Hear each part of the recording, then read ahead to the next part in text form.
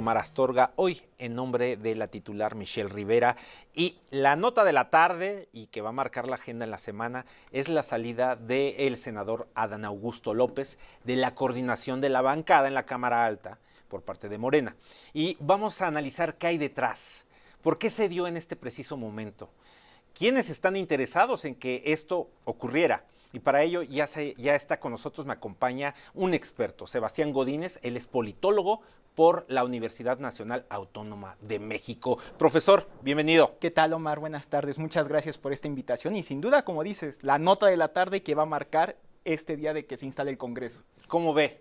¿Cuál es su primera impresión sobre este anuncio? Y como usted dice, en este preciso momento. Sí, claro, bueno, no es un hecho aislado, al final de cuentas había varias tensiones en el grupo gobernante, ya habíamos visto también ciertas confrontaciones con la presidenta Claudia Sheinbaum, el tema de la reforma electoral, pero en este momento en el que Adán Augusto anuncia su renuncia, pues no es casual, en política no hay casualidades, no hay sorpresas, hay sorprendidos, no obstante lo que sí vemos es que hay un desgaste político, no nada más a raíz del caso de la barredora, del caso de Hernán Bermúdez Requena, también tenemos los libros del Senado que regaló el año pasado, ciertas disputas, y es un golpe fuerte para el Grupo Tabasco, para el que heredó López Obrador a la presidenta Claudia Sheinbaum, y que sin duda lo que estamos viendo es un reacomodo de las fuerzas internas, a pesar de que seguirá como senador, y la llegada de Ignacio Mier no es un hecho aislado, sino que, como comentábamos, él fue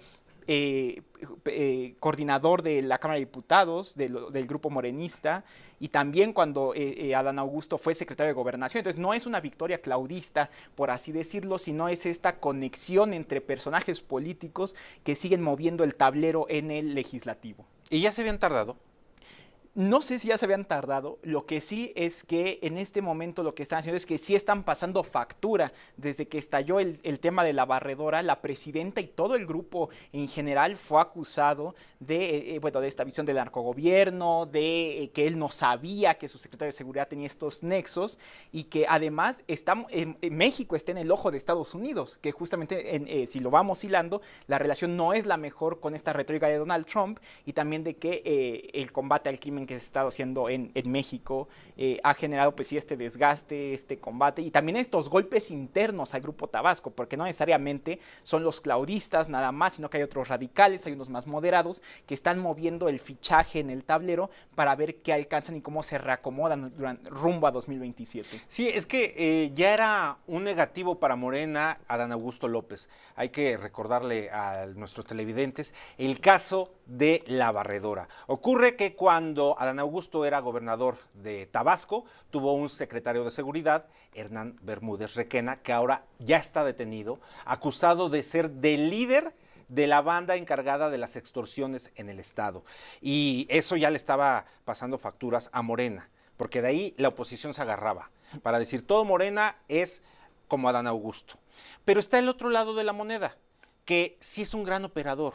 Adán Augusto López es alguien que le habla de tú a la oposición, que es amigo de los amigos, se puede reunir con Alito Moreno y tienen una comunicación fluida, se puede reunir con Ricardo Anaya y tiene una comunicación fluida. No podemos negar que su papel lo cumplía. Sí, claro, y sobre todo recordemos que rumbo a 2024, este tema de las corcholatas antes de la elección presidencial, él fue el encargado de operar todo el sureste de esa región de Tabasco, Campeche, Quintana Roo, donde Morena se fortaleció. Bueno, se quedaron con Yucatán, se la arrebataron al Partido Acción Nacional y como bien dices, Omar, sobre todo este tema de hablar con Ricardo Anaya, con Alito, lo hemos visto abrazado, no da declaraciones en el Senado, sale a veces a hablar que sí nos entendemos con la oposición, estamos dispuestos a negociar, después los ataca en algunos momentos, pero como bien dice, sobre todo su rol de operador político no es despreciable, es una persona que sabe manejar estos hilos del poder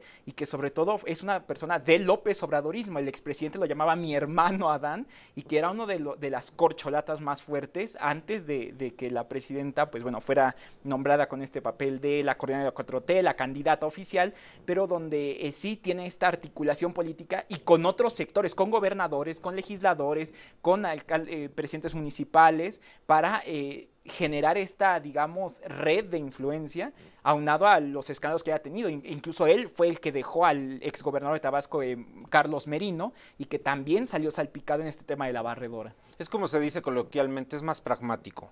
No es un perfil como el de Gerardo Fernández Noroña, ¿no? Que construye muros con la oposición. Este sí es amigo de los amigos, lo puedes encontrar en estos restaurantes machuchones, comiendo con los líderes de la oposición y eso, tendiendo puentes. Sí, claro, y esta es una visión, ahorita que lo mencionas, de su pragmatismo. No genera, no es confrontativo, digamos, no es incendiario, sabe a dónde moverse en el tablero, sabe si tiene que hacer un enroque, si lo vemos en términos de ajedrez, si mueve el alfil, si mueve el caballo, si mueve la reina, y sabe cómo moverse. No es un personaje que diga, no, a mí me gusta, o yo practico la austeridad, o que sea, ¿por qué me critican? Él es una persona que estudió en París, o sea, tiene estudios de maestría en estudios políticos, sabe también del tema del territorio y como bien dices, es pragmático en el momento en el que sabe hacia dónde moverse, no es una izquierda radical como lo ha representado el PT u otros sectores morenistas, sino que es alguien que sabe tender nexos con la oposición, con los mismos morenistas, sabe poner sobre la mesa todos los temas que va a discutir con la presidenta y eso es lo que le hace un operador valioso, operador político valioso, que eso no deja de tener sus claroscuros obviamente y todo este tema pues fatídico de la barredora. Y ¿no? acaba de poner el tema sobre la mesa. Tiende puentes con el mismo partido.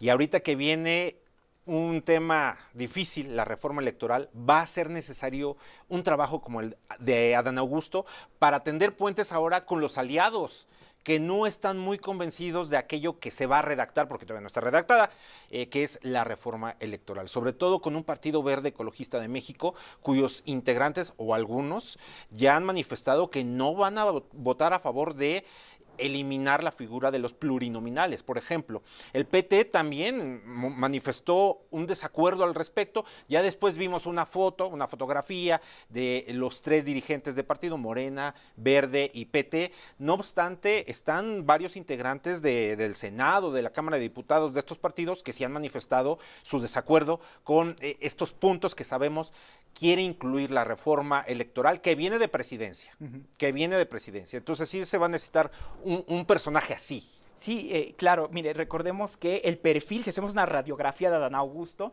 es un personaje que viene del PRI clásico, del trabajo en el territorio. Eso es algo que no muchos políticos hacen. Sí, tendrá estudios de maestría en París, en la Sorbonne, en todo este tema, pero sabe manejar las fichas políticas, sabe trabajar en territorio, insisto, fue el coordinador para todo el tema del sureste en las elecciones del 24, para el 18 repitió ese mismo papel para impulsar a López Obrador.